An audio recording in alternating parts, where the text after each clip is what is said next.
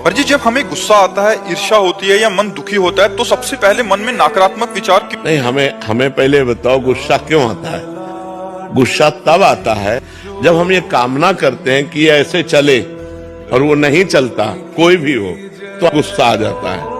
हमको ये सोचना है कि मुझे कैसे चलना है। जब मेरा बेटा गलत चल रहा हो तब मुझे कैसे चलना है। मेरी पत्नी जब प्रतिकूल चल रही तो मुझे कैसे चलना है। मुझे क्रोध नहीं लाना, बहुत प्यार से, बड़े गंभीरता से, धैर्य पूर्वक हमें समस्या का समाधान करना चाहिए। क्रोध से समस्या बढ़ती है, ना कि समस्या का समाधान होता है। जब हम गुस्सा करते हैं तब हमारे द्वारा कुछ ऐसा हो जाता है जिससे समाधान होने की जगह और हम फैल जाते हैं, प्रपंच में फंस जाते हैं। तो मुझे लगता है उस समय नाम जप करके हमको अपने अंदर की सोच को ठीक करनी होगी।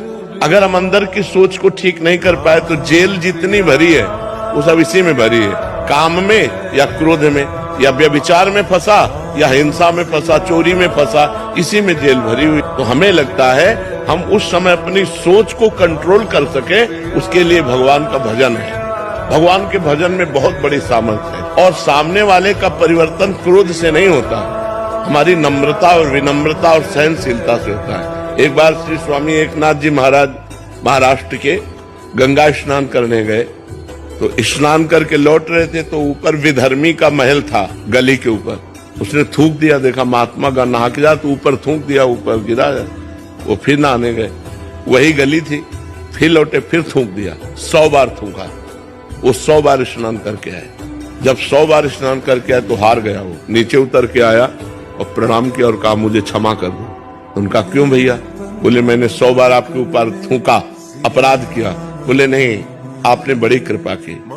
एक दिन में 1 बार गंगा स्नान करता था, आपकी कृपा से 100 बार गंगा स्नान हुआ। ये तो आपकी कृपा। वो चरणों में लौट गया और कहा आज के बाद कभी किसी महात्मा के साथ गलती नहीं करेंगे। विनम्रता और धैर्य ने उसको बदल दिया।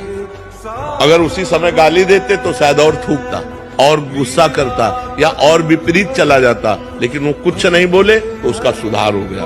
विनम्रता और धैर्य से यदि हम अपनी सोच को कंट्रोल में रखें तो हम किसी का भी सुधार कर सकते हैं। गुस्सा से सुधार नहीं होता, गुस्सा से और हानि हो जाती है। जैसे छोटे छोटे बालकों को आप बार बार प्रताड़ित करते रहे तो उनके अंदर आपके प्रति जो अश्रद्धा पैदा होगी, जब वो जवान होंगे तब वो आपका अनादर करेंगे कि ये बहुत दुष्ट हमारे साथ ऐसा ऐसा करता रहा।